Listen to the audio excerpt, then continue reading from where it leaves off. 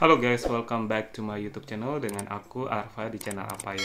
Nah, buat kalian yang baru di video kali ini, aku udah bikin playlist tentang WHV dari awal aku daftar sampai persiapan di Australia, suka dukanya dan kerjaanku. Semua ceritaku tentang WHV, seputar WHV akan ku share di playlist tersebut. Dan jangan lupa kalian like, subscribe, dan komen dan share video ini ke teman-teman kalian yang mau WHV atau lagi WHV-an, sehingga aku tambah semangat bikin video-video yang menarik dan bermanfaat bagi kalian semua. Oke, langsung saja kita ke pembahasan tentang sebulan kerja di Meat Factory. Sebelum aku bahas kerjaan di Meat Factory ini, aku disclaimer dulu, ini akan berbeda-beda tiap orang ya, tiap individu akan berbeda-beda tanggapannya mengenai sebuah pekerjaan. Berbeda-beda juga targetnya mereka di WHV, ada yang mau cuan, ada yang mau sekedar tinggal di luar negeri, ataupun ada yang kayak udah berusaha semaksimal mungkin tapi hasilnya kurang memuaskan gitu. Sekali lagi aku ingatkan, jangan pernah membandingkan jalan hidup kalian dengan jalan hidup orang lain. Jadi semua rezeki diatur, semua jalan hidup udah ada yang diatur, yang bisa kita lakukan cuma berusaha semaksimal mungkin.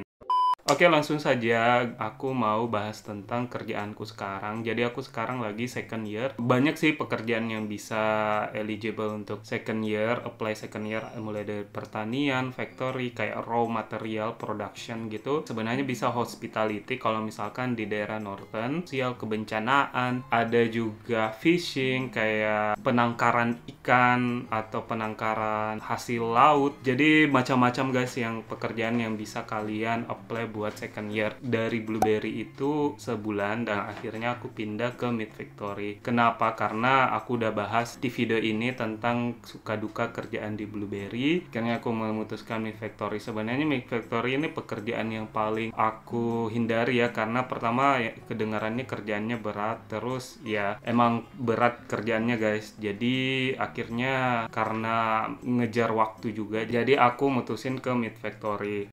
Meat Factory yang ku datangin ini bukan perusahaan besar ya, ini family business. Perusahaannya juga bukan yang skala yang sangat gede gitu, karyawannya itu enggak terlalu banyak. Untuk jenis Meat Factory-nya itu domba atau lamb. Lokasinya itu dari kota Melbourne itu sekitar 3-4 jam, dari Sydney itu sekitar 7 jam. Jadi itu alasanku memutuskan untuk kesini tuh karena juga deket dari kota ya, nggak terlalu jauh dari peradaban lah gitu. Untuk intermezzo, jadi di Meat Factory ini yang sejauh pengetahuanku ya, kebetulan aku kerja di Meat Factory, jadi terbagi dari tiga bagian umum. Yang pertama kill floor atau production. Itu production yang bisa aku kasih ilustrasi gambarnya aja kayak gini. Jadi mulai domba itu dikuliti sampai siap untuk dipindahkan ke area packing gitu. Nah, itu kill floor. Jadi mereka yang bersihin dombanya, motong bagian yang nggak penting, serta buang bagian yang nggak penting sampai akhirnya bersih, siap untuk dipindahin ke area packing. Selanjutnya ada lockout.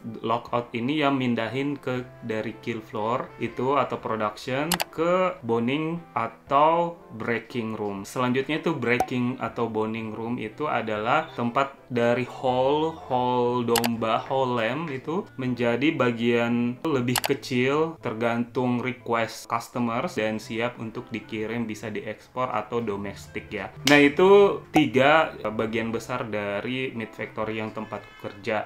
Nah, sampai di sana aku pertama kali dikasih induction itu awalnya di production, tapi karena lokasi dari akomodasiku ini memang tempat tinggal agak jauh dari pabriknya guys, dari mana-mana itu pabriknya agak jauh, sekitar 45 menit naik mobil. Jadi aku mutusin pindah ke boning dengan temanku yang ditebengin, karena di boning itu katanya pekerjaannya lebih ringan daripada kill floor ya. Oke, untuk boning sendiri langsung saja aku nggak bisa jelasin terlalu panjang tentang kill floor atau production. Yang jelas boning ini lebih bersih kerjaannya daripada kill floor. Boning ini kalau kalian aku kasih ilustrasi kayak gini. Di boning ini ada berbagai macam job desk ya. Ada sawman, ada knife man yang ya pokoknya yang pisau-pisau gitu. Terus ada yang bagging, masukin ke plastik, ada yang vakum, setelah di vakum ada yang masukin ke DOS. Nah, bagian DOS ini ada yang labelin kode, setelah labelin kode ada yang strap atau diikat. Setelah di strap itu masuk ke chiller atau pendingin ruangan besar gitu, terus disusun di beberapa palet. Nah, kenapa aku jelasin panjang gini? Jadi job deskku itu seputar chiller guys. Jadi chiller yang domba itu dalam bentuk pieces terus masuk ke dalam box. Nah, box ini disusun di palet untuk dimasukin di chiller atau di ruangan pendingin gitu. Jadi itu kerjaanku nyusun box itu sebanyak itu, dan sehari itu bisa ribuan guys, tergantung jumlah domba yang mau diproduksi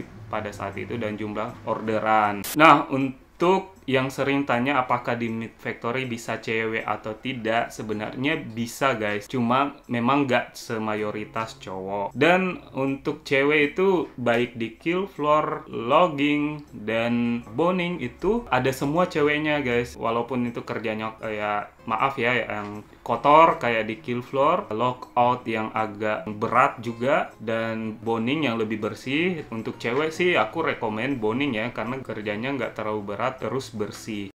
Selanjutnya gajinya ya. Gaji karena kita cuma kerja itu dari Senin sampai Jumat, kita dibayar weekday salary itu sekitar 29,5 per jam. Untuk sebagian orang sedikit ya, tapi menurutku itu cukup aja, memang kecil untuk kerjaan seberat itu menurutku ya. Untuk jam kerjanya itu clock in itu start dari 5.30 sampai clock out itu 1.49. Jadi sekitar berapa jam itu aku lupa. Sekitar 8 jam 16 menit untuk sehari kerja. Kalau dikalikan 29,5 itu gaji per hari kita itu sekitar 244 before tax ya, dan superannuation 244. Kalau bisa kalian kalikan 5 karena cuma 5 hari kerja per week. Nah, kalikan sendiri itu berapa per week kalian dapat. Untuk di boning ya. Nah, tadi aku bilang kelebihan di boning itu kerjanya lebih bersih, kerjanya lebih, kalau dibilang ringan sih mungkin untuk job desk tertentu ya, tapi untuk di chiller itu agak berat karena kita harus angkat-angkat box yang kurang lebih satu box itu beratnya 20 kilo, diangkat kadang sendiri, kadang dibantu, kadang ganti-gantian pokoknya, jadi tergantung supervisornya lah. Itu kelebihannya untuk di kerjaanku di Meat Factory. Untuk kekurangannya ini banyak banget sebenarnya kekurangannya. Pertama, kerjaannya berat banget guys untuk job deskku ini yang di chiller, karena mungkin cowok ya, jadi kerjaannya berat. Tapi aku nggak underestimate job desk yang lain ya, maksudnya untuk yang aku rasakan itu memang berat kerjaannya, karena bisa sampai ribuan box untuk disusun gitu, dan kadang memang ritmenya cepet banget guys. Kalau di boning itu kerjaannya ngos-ngosan lah gitu. Terus kedua, ini bisa jadi kekurangan nomor satu ya, karena perusahaan ini family business, jadwalnya itu kurang menentu untuk boning ya. Jadi kadang kita pulang cepat nggak sesuai dengan shift yang seharusnya kita dapat. Tadi aku bilang kita clock in itu dari 5.30 sampai clock out itu jam 1.46. Tapi kalau misalkan ya dombanya habis di boning, ya udah kita disuruh balik gitu. Jadi kalau misalkan dombanya habis jam 12 misalkan, ya kita harus pulang jam 12. Jadi nggak cukup, wages kita itu nggak cukup hari itu. Boro-boro untuk overtime ya. Jadi untuk overtime sendiri kita dibayar 34, kalau nggak salah $34 per jam. Jadi boro-boro untuk overtime, shift normal aja itu jarang kita bisa dapat gitu. Nah, itu tadi tentang family company atau family business, jadi kurang ada fix. Mungkin kalau perusahaan-perusahaan yang lebih besar atau yang lebih besar lah, kayak misalkan beberapa perusahaan ya kayak Thomas Food International itu aku dengar orang-orangnya sejahtera, shiftnya banyak, overtime-nya banyak. Jadi ya rumput tetangga kadang selalu hijau guys. Jadi syukuri aja yang diberikan sama Tuhan, yang jalan hidup kalian lah. Dan kekurangan selanjutnya itu, ini perusahaannya tadi aku bilang jauh dari tempat tempat tinggal. Jadi buat kalian yang nggak punya kendaraan, ya pokoknya kalau kerjaan-kerjaan gini kalian harus punya kendaraan setidaknya. Kalau misalkan kalian belum bisa beli mobil, kalian harus patungan atau ngebeng sama teman kalian. Nyari teman bisa ditebengin tuh agak susah sih untuk kerjaan seperti ini. Dan ya mungkin agak struggle-nya di situ sih transportasi. Terus untuk kasusku sendiri, akomodasi itu sangat susah guys. Jadi di tempatku, di kotaku yang jaraknya lumayan dekat dari factory ini 45 menit, itu agak susah nyari akomodasi. Jadi harganya lebih agak mahal. Memang sih ada murah, tapi yang aku pilih ini yang fasilitas private, terus include bills, terus fasilitasnya bagus. Jadi ya untuk biaya hidup nggak jauh beda sih dengan di kota jadinya. Ada orang juga mungkin kepikir kalau akomodasi agak murah. Memang ada murah, tapi susah dapatnya. Jadi kebetulan kemarin agak kepepet, jadi milihnya di sini. Untuk biayanya itu 240 per week include bills. Itu kekurangannya.